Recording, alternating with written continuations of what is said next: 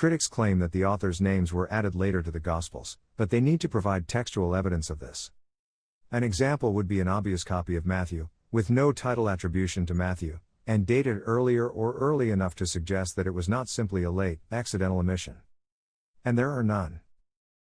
If the Gospels are anonymous, why is there no other surviving tradition of another author for the Gospels? Second-century testimony is unanimous in attributing the four Gospels to the persons that now carry their name. This suggests that they received their titles early, for if they had not, there would have been a great deal of speculation as to who had written them. A variation of titles would have inevitably risen, as had happened with the apocryphal Gospels. It is rather harder to believe that the Gospels circulated anonymously for 60 or more years and then someone finally thought to put authors on them, and managed to get the whole church across the Roman Empire to agree. Why then were such unlikely characters chosen as authors? Luke is mentioned a few times by name in the New Testament, a very obscure personage.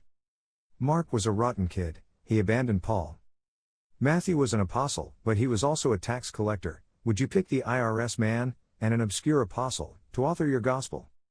Only John is a logical choice for a pseudonymous author. The strength of this point is demonstrated in that some will use the rationale that obscure persons were deliberately chosen as authors in order to fool us into thinking that this would mean they were authentic. How could the early Christian community honor the Gospels as authoritative unless they knew who had written them?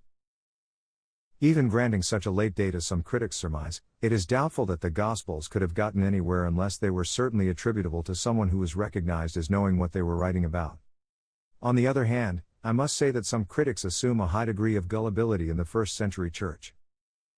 To this end, Hengel has argued that the Gospels must have received their titles immediately, not in the 2nd century.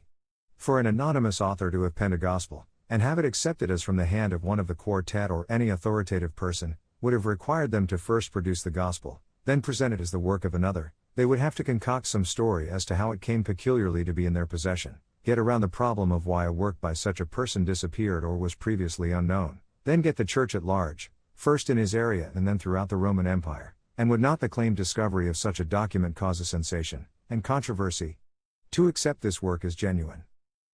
Can any critic explain how these logistic difficulties were overcome? I have noted that they do well in offering generalities, but never get down to the specifics of how Joe Gentile could have managed to pull off such a hoax on the church as a whole.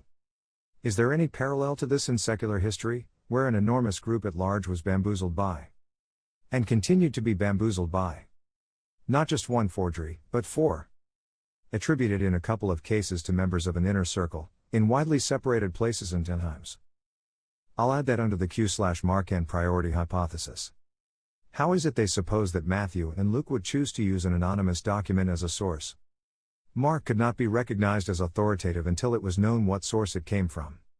Yet if the critics are right, Mark was considered authoritative enough to use not by just one, but by two others working independently of one another. One way around this scenario is to hypothesize Christian prophets through whom these works might have been received and recognized. At the beginning of the 2nd century, there would have been first-generation Christians alive who recalled the apostles and their teaching. And many more second-generation Christians who would have had information passed directly to them. We have early witnesses to the authorship of some of the Gospels. Papias wrote around 110 to 130, and he surely did not design the authorship of Matthew and Mark on the spur of the moment. That being so, how could anyone have dared to attribute the Gospels to anyone other than the genuine authors with these first and second generation witnesses still alive? Believers in the 70s to 90s, when critics supposed that the Gospels were authored anonymously, would have known of no works of Matthew and the others. Believers after the 90s who descended from this generation and lived into the lifetime of Papias would have had no tradition of such documents. But test them all. Hold on to what is good,